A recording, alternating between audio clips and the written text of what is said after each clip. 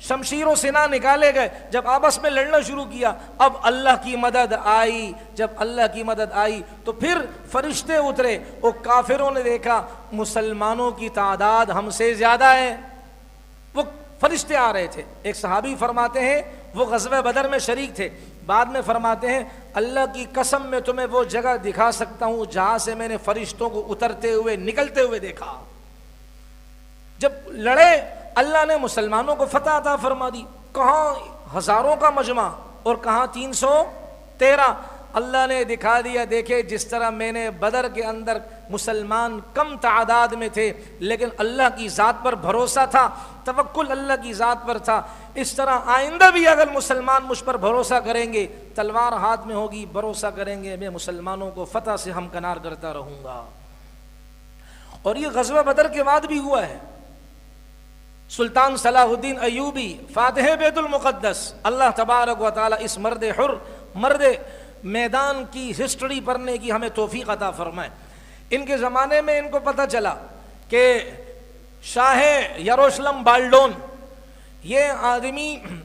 ان کے بھتیجا تھا فرخ شاہ، اس کے مقابلے میں نکلا، اور فرخ شاہ کو انہوں نے بھیجا ہوا تھا، وہ پورے لشکر کے ساتھ آیا۔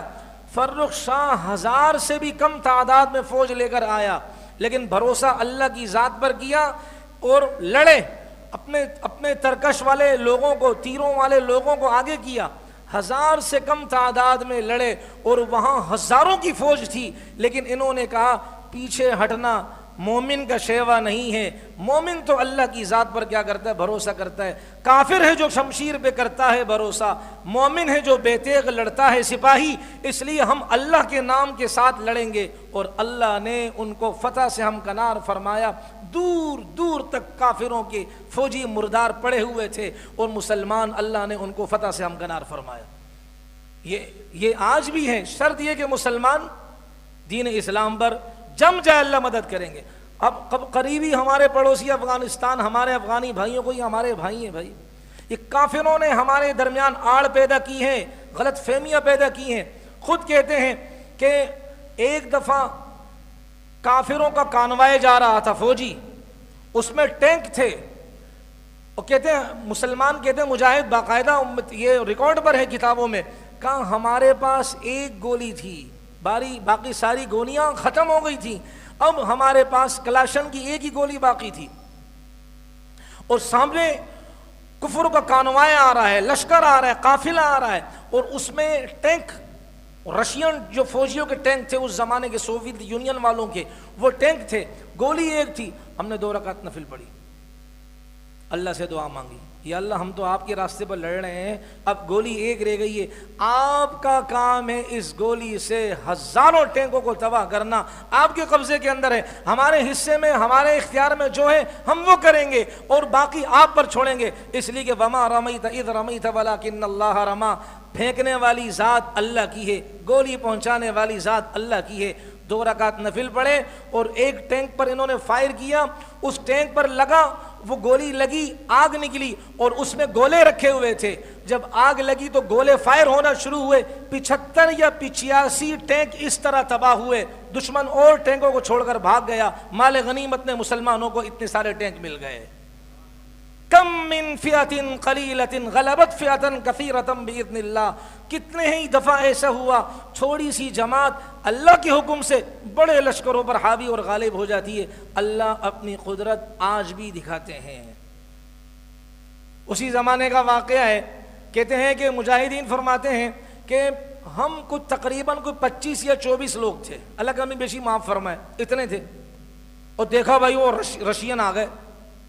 اور وہ 200 کے قریب تھے۔ اب کریں تو کیا کریں؟ ہم نے کہا اللہ کا نام لے کر شہید ہو جائیں گے، اور کیا ہوگا۔ اب جب ہم نے ان پر فائر شروع کیے، 70 ان کے مارے، 26 کے قریب ان کے گرفتار ہوئے۔ پھر ہم نے ان سے کہا ارے بھائی ہم تو تعداد میں بہت کم تھے، تو تم نے ہمیں پکڑا کیوں نہیں؟ کہا بھائی کیوں غلط بیانیاں کر رہے ہو، ہم نے جب تمہیں دیکھا تو تمہارے چاروں طرف امریکن توپے لیے ہوئے کوئی فوجیں آئی ہوئی تھیں، امریکن اسلحہ تھا ان کے پاس، وہ تم نہیں تھے، وہ تمہاری حفاظت کے لیے عجیب قسم کی مخلوق ہم نے دیکھی تھی، ہم تو ان کو دیکھ کر ہمارے چھکے چھڑ گئے تھے، جس کو ہم کہتے طوطے اڑ گئے تھے، ہم نے ان کو دیکھا تو ہمارے تو پسینے دانتوں سے نکلنا شروع ہو گئے، اس لیے ہم ڈر گئے۔ وہ اللہ کی طرف سے مدد تھی۔ اللہ فرماتے ہیں آج بھی میں اس بات پر قادر ہوں اور قدرت رکھتا ہوں۔ اور شہید کی تو شان ہی کچھ اور ہوتی ہے بھائی۔ ہمارے استاد صاحب بنوری ٹاؤن کے وہ فرماتے ہیں، اللہ ان کی عمر کو دراز فرمائے، کہ میرے ایک شاگرد نے مجھے بتایا کہ میں افغانستان میں لڑ رہا تھا تو ہمارے ایک ساتھی تھے، اور یہ بتانے والے چترال کے مولوی صاحب ہیں، فرماتے ہمارے ساتھی تھے، وہ شہید ہوئے، 8 مہینے تک قبر میں نہیں، فرش پر میدان میں ان کی لاش رکھی ہوئی تھی۔ 8 مہینے بعد ہم نے جب ان کی لاش اٹھائی، تازہ خون ان کے جسم سے نکل رہا تھا۔ یہ اللہ دکھاتے ہیں جو میرے نام پر کٹنے کا عہد کر لیں، تہیہ کر لیں، میں ان کی ایسی مدد کرتا ہوں۔ آپ دیکھ لیں، سوویت یونین گیا، دوسرے آئے،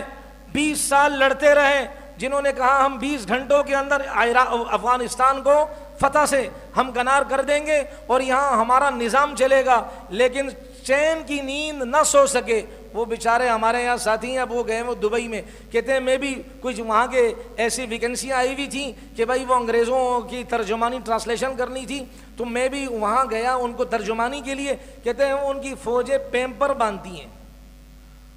قضائے حاجت کے لیے باہر نہیں جاتی، اس لیے کہ کوئی افغانی ٹھوک دے گا، یہ بازاری زبان استعمال کی میں نے، بھڑکا دے گا، تو وہ ان کے فوجی پیمپر باندھ کر کے آئے۔ ماشاءاللہ دنیا کی سپر پاور فوج پیمپر باندھ کے گھومتی ہے، اور یہاں ہمارا افغانی وہ استنجا بھی سکھا رہا ہوتا ہے، فائر بھی دیکھ رہا ہوتا ہے، کہتے وہ دیکھو بھائی کیسے، وہ حالات حاضرہ پر تبصرہ بھی کر رہا ہوتا ہے۔ یہ اللہ دکھاتے ہیں جن کے دلوں میں پہاڑوں جیسی ایمانی حرارت میں ڈال لیتا ہوں، قوت ڈال لیتا ہوں، وہ ان سورماؤں سے نہیں ڈرتے ہیں، یہ سورما گھٹنے ٹیکنے پر مجبور ہوں گے۔ یہ ہے قرآن کی بات، قل للذین کفروا ستغلبون، ان قریب تم مغلوب ہو جاؤ گے۔ لیکن میرے محترم عزیزو، اب آپ کہیں گے قرآن کی یہ آیت ہے، مسلمان تو ہر جگہ آج مار کھا رہا ہے، بڑا غوغا ہے جہاں میں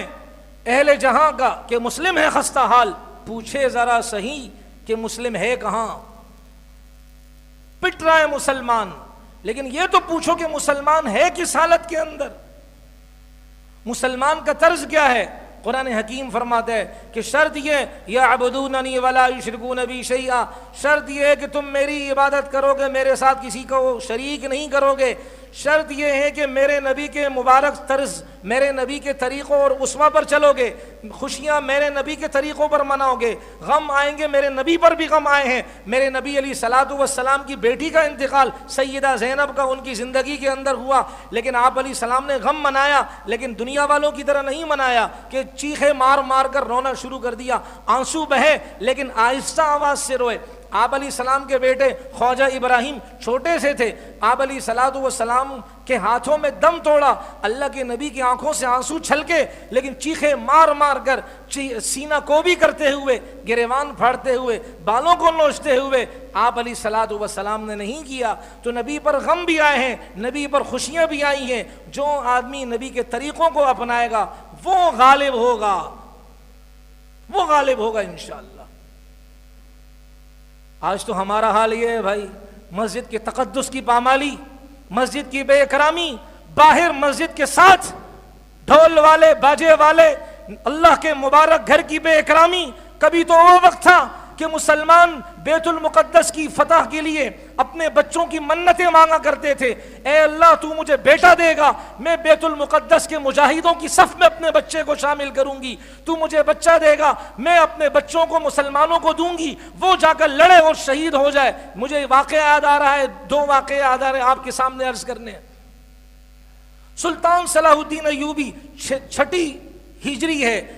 575 ہجری کا یہ واقعہ۔ سلطان صلاح الدین ایوبی رحمۃ اللہ علیہ کو پتہ چلا کرک، ایک تو کرک ہمارے پاکستان کا ہے، ایک کرک عراق کا ہے، کرک کے علاقے کا ایک خون خوار درندہ عیسائی صفت آدمی، وہ ریجینالڈ اس کا نام ہے، پتہ چلا سلطان صلاح الدین ایوبی کو کہ یہ حج کا موسم شروع ہے اور مسلمانوں کے حاجیوں کے قافلے نکلنا شروع ہو گئے ہیں، اور یہ اس کا ارادہ یہ ہے کہ مسلم حاجیوں کو تہتیغ کرے گا، ان کی گردنیں اڑائے گا، ان کو شہید کرے گا، اور نعوذ باللہ میرے منہ میں خاک، بیت المقدس کعبہ جائے گا اور مدینہ طیبہ جائے گا، اور اس کا ارادہ یہ تھا مدینے جا کر نبی علیہ السلام کی مبارک قبر کو اکھیڑ کر نبی علیہ السلام کی لاش مبارک کو نکالے گا اور اس کی بے اکرامی کرے گا۔